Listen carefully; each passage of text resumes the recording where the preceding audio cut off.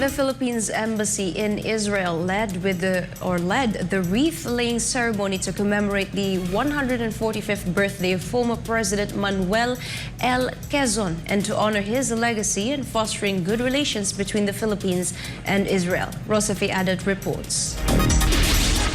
To commemorate President Manuel L. Quezon's 145th birth and 79th death anniversary, the Philippine-Israel Embassy led a solemn wreath-laying ceremony at the Open Doors Monument in Wreath-laying, participated by some Filipino community leaders, Holocaust survivors, and government officials.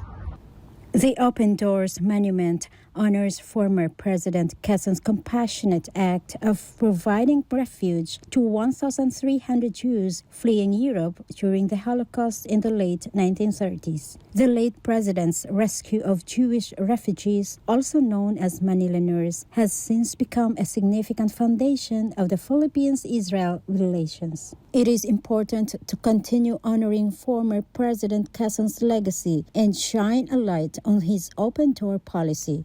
The participation of the living Manilaners and their kin, the Filipino community in Israel, and the Wreath-laying municipality made the commemoration more meaningful. The initiative will help create more awareness of the sad event in Israeli society and therefore foster our friendship and good relations with this country. Jewish refugees were admitted to the archipelago due to the effort of Quezon, who served as the second president of the Philippines after the late Emilio Aguinaldo. He established the open door policy by issuing Proclamation Number 173 on August 21, 1937, which paved the way for Filipinos to welcome refugees and provide refuge to 1,300 Jews. The program started by playing the national anthems of both countries, namely Lupang Hinirang and Hatikva. The wreath-laying ceremony was headed by Philippine Ambassador to Israel, Pedro Lilo Jr., accompanied by Madam Carrie-Jane D. Lilo. Also in attendance were Mayor and Council Member Michael Raif, who represented the Israeli city of Rishon LeZion, Mayor Raz Kenslich, along with Director Annette Bin Shachar, Mr. Johnny Weisler, representing the Manilaners, together with her kin Asher, Daisy, and Dorelise Goffer.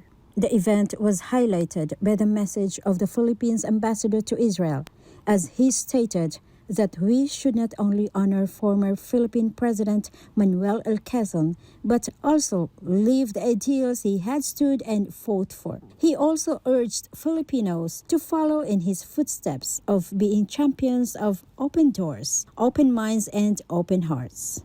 Indeed, one of Quezon's most enduring legacies was providing safe haven in the Philippines for Jewish refugees fleeing Europe during the Holocaust.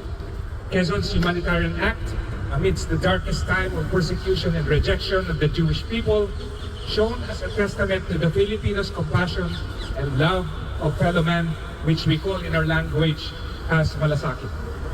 1,300 Jews were saved from the horrors of Nazi Germany because of Quezon's efforts.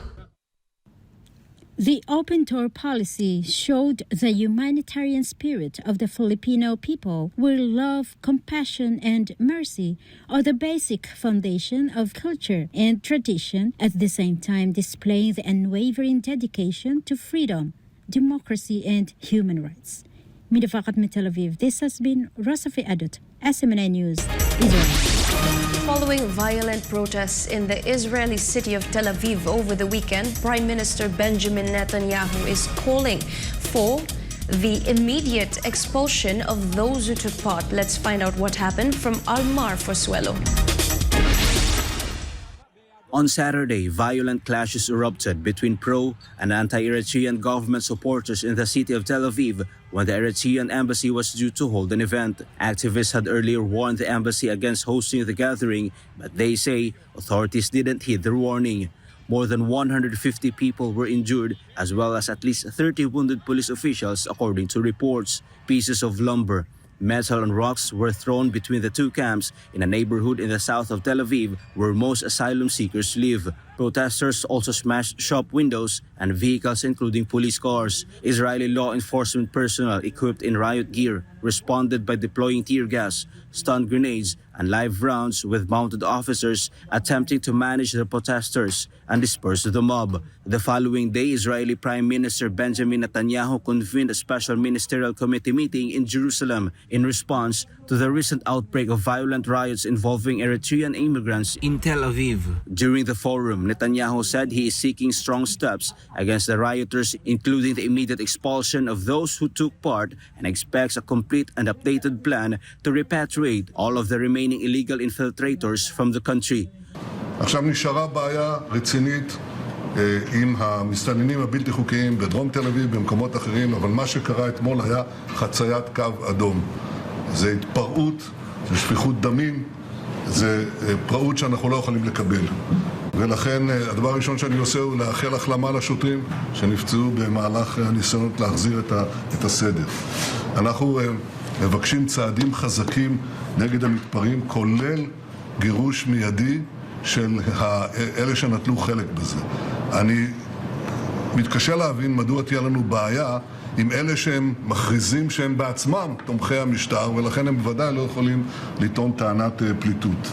בכל מקרה, אני מבקש גם שהפורום הזה יכין תוכנית שלמה, מעודכנת, להוצאתם של כל שאר המסתננים הבלתי חוקיים ממדינת ישראל, וזה התכלית של ההתכנסות הזאת היום. תודה רבה. Furthermore, United Nations or UN Human Rights Chief Volker Turk said Monday that he was alarmed by the high number of injuries during recent clashes in Israel involving Eritrean protesters, adding it is crucial that investigations take place and hate speech is avoided, especially by authorities, and that the principle of non-refoulement is fully respected. It can be noted that more than 17,000 Eritrean asylum seekers currently reside in Israel, with many of them having entered the country illegally via the border with Egypt. This is Almar Forswell reporting, SMNI News. In France, female Muslim students have been banned from wearing abayas in schools as the new academic year begins. Margaret Percasio files this report. On Monday, September 4th, French authorities imposed a newly announced ban which prohibits female Muslim students from wearing the abaya, a loose-fitting full-length outer garment worn by Muslim women. The ban applies to all state-run schools across the country. This was earlier announced in August, following months of debate on the issue. In addition to the abaya ban in schools, male Muslim students will also be banned from wearing kameez, a long dress traditionally worn by Muslim men. It can be noted that there are around 45,000 educational institutions in France, where an estimated number of 12 million students returned to school on Monday. French President Emmanuel Macron uncompromisingly stood firm on the government's decision. Quote, "Schools in our country are secular, free and compulsory.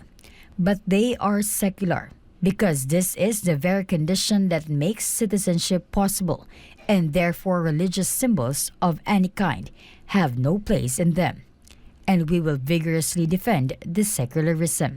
He added, "In high schools or colleges, which are the most sensitive, specific staff will be sent alongside the heads of establishments and teachers to support them and to engage in a necessary dialogue with families and students. But we won't let anything pass." End of quote. Moreover, Education and Youth Minister Gabriel Attal described girls and boys wearing the robes in schools as an infringement on secularism, a foundational principle for France.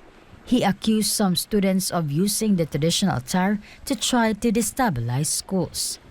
According to Attal, quote, "When you walk into a classroom, you shouldn't be able to identify the pupil's religion just by looking at them." End of quote.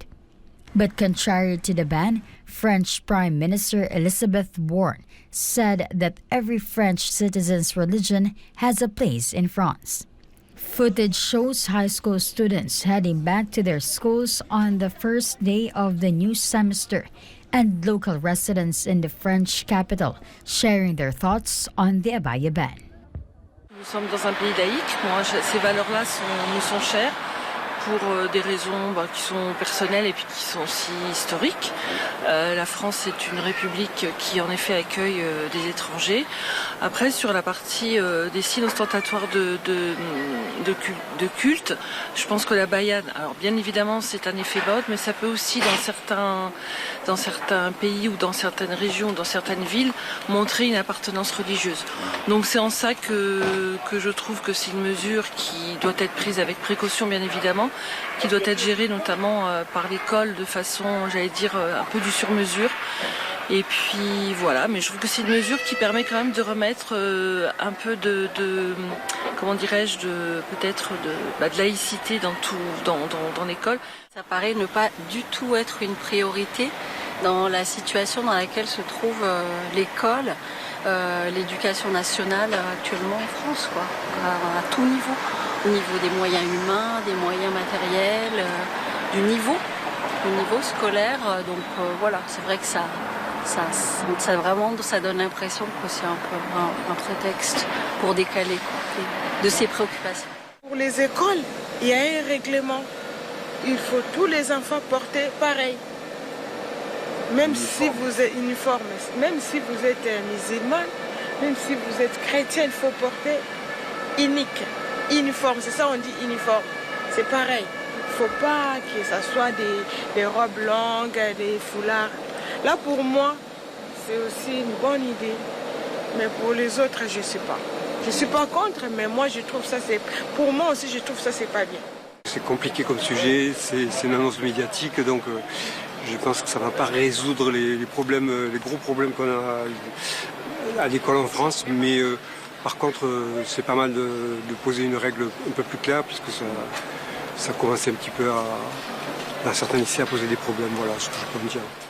It can be noted that France earlier banned the niqab, a full-face veil worn by Muslim women, and the United Nations Human Rights Committee said in 2018 that this violates the human rights of those who wear it. In March 2004, a law was also introduced that prohibited the wearing of signs or outfits by which students ostensibly show a religious affiliation in schools. Reports say France has an estimated 5.7 million strong Muslim community, the largest in Europe. However, this number could be greater now. This is Margaret Parkasha reporting, SMNI News.